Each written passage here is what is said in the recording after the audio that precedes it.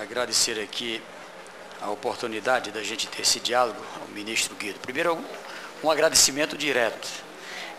Nós tivemos a oportunidade aqui, num dado momento, de fazer um alerta e um pedido em relação à necessidade da revisão do prazo estabelecido no decreto em relação ao limite para 30 de abril dos convênios de 2007, 2008 e 2009.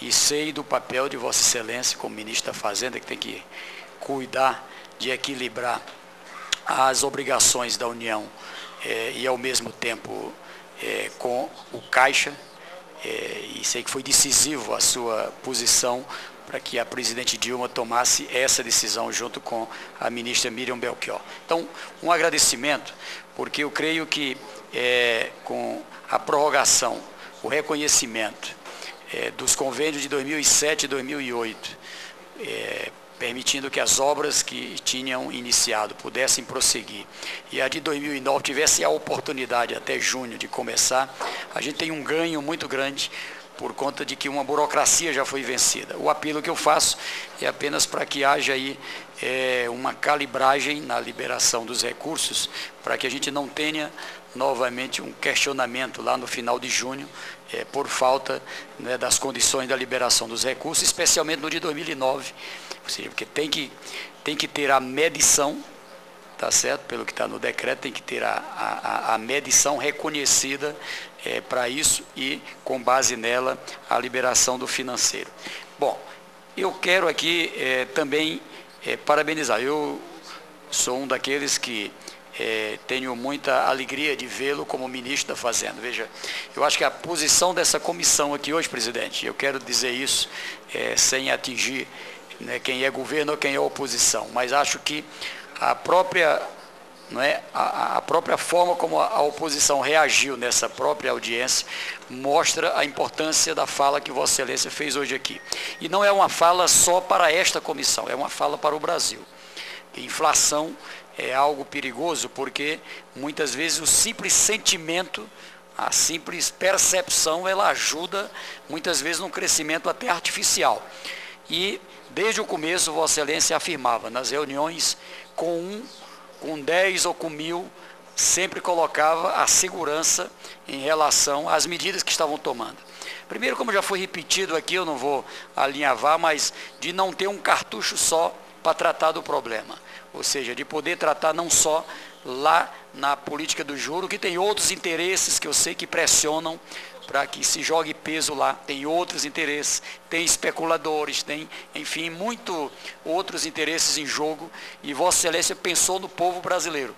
Pensou no povo brasileiro, pensou no Brasil ao tomar um pacote de medidas que garante as condições do controle inflacionário, sem que a gente tenha, por outro lado, um efeito colateral violento, como é o caso do aumento do juro, que todos nós que conhecemos alguma coisa de economia sabemos, inclusive, o peso que isso traz para a entrada de dólar artificial. Acho que a medida que Vossa Excelência tomou de colocar um prazo de 2 anos para a taxação de entrada de capital externo é algo também que dá um nó também em quem vem apenas com interesse especulativo, e eu acho de fundamental importância. Eu quero, por último, aqui colocar 2 pontos. Um que vai na linha do que o senador Eduardo Braga coloca.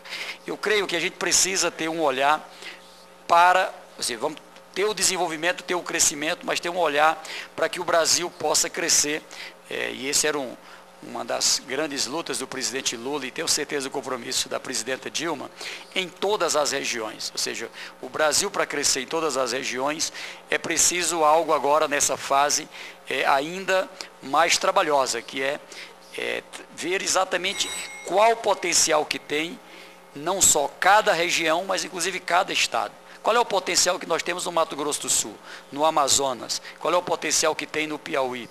Então, veja, nós temos numa determinada região que tem um olhar especial para a borracha, porque aquilo é decisivo para aquela região que precisa de um foco de crescimento.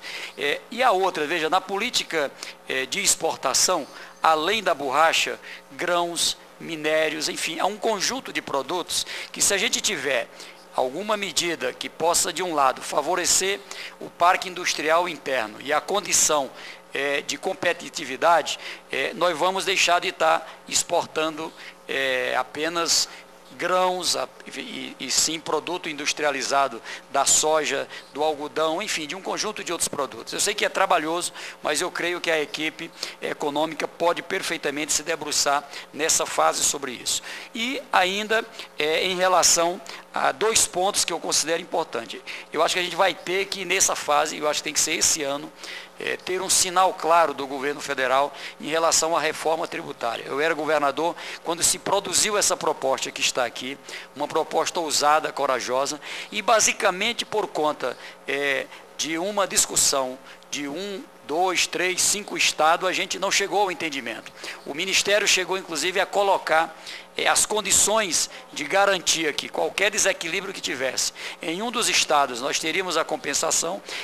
Colocou-se da parte dos governos estaduais, das bancadas de cada estado, a aceitação da regra, para que pudéssemos ter um prazo mais elástico, até 11 anos, não é, na implementação da proposta. Então, como é que a gente não joga peso numa proposta como essa? E a proposta do pré-sal, acho que nós temos que ter a coragem de fazer uma regulamentação.